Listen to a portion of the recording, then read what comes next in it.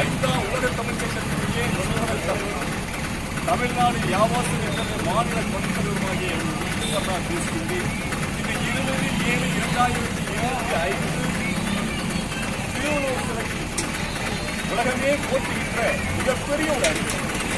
ஜாதி மதம் இனம் மொழி கடந்து இந்த உலகத்திற்கு திருக்குறளை தந்த மிகப்பெரிய தெய்வ புலவருக்கு இன்று அவருடைய சிலைக்கு மாலை இருப்பதில் இந்த 5ஆம் உலக தமிழ் சங்கம் ஒன்றிணைகின்றது.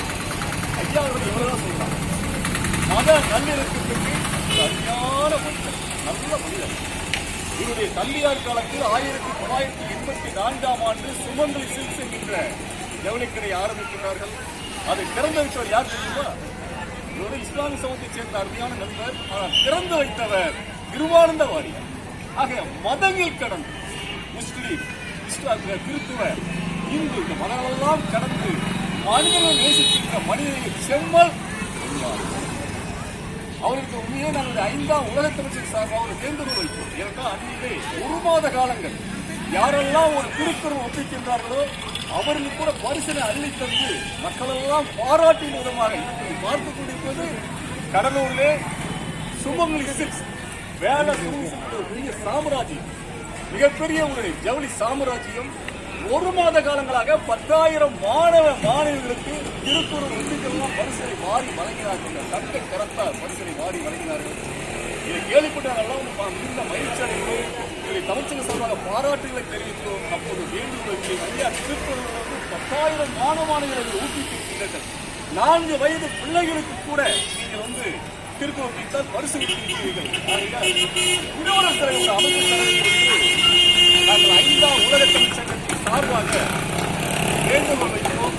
இந்த நிலையிலே ஐயா அவர்கள் திருக்குறளை அமைத்திருக்கிறார்கள். இந்த 5ஆம் உலகத்தின் சார்பாக இந்த திருவள்ளுவர் சிலைக்கு மாலை அணிவிப்பதில் மகிழ்ச்சி அடைந்து திருவள்ளுவர் சிலை திறந்து வைத்து மாலை அணிந்து அருமையான 5ஆம் உலக தமிழ் நெறியாளர் ஐயா ராஜ்மோகன் அவர்கள், நம்முடைய 5ஆம் உலகத்தின் நெறியாளர் ஆசிரியர் அர்ஜுனன் அவர்கள் இங்கே வந்திருக்கின்றார்கள்.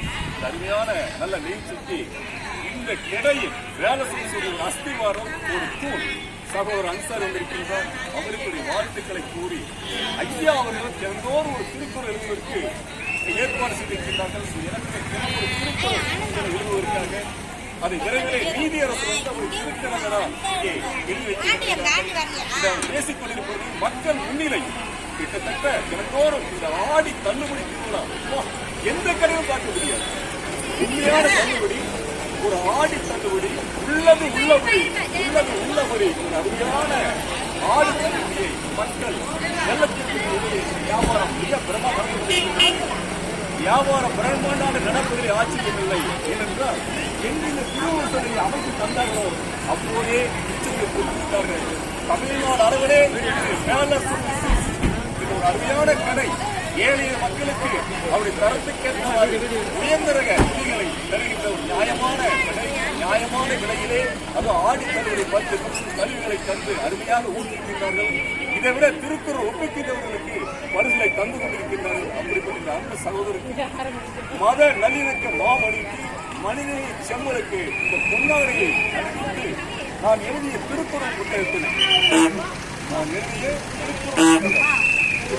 ஆகியம் இந்த புத்தகத்தை வழங்குவதில் இந்த மக்கள் உண்மையிலேயே வழங்குவதில்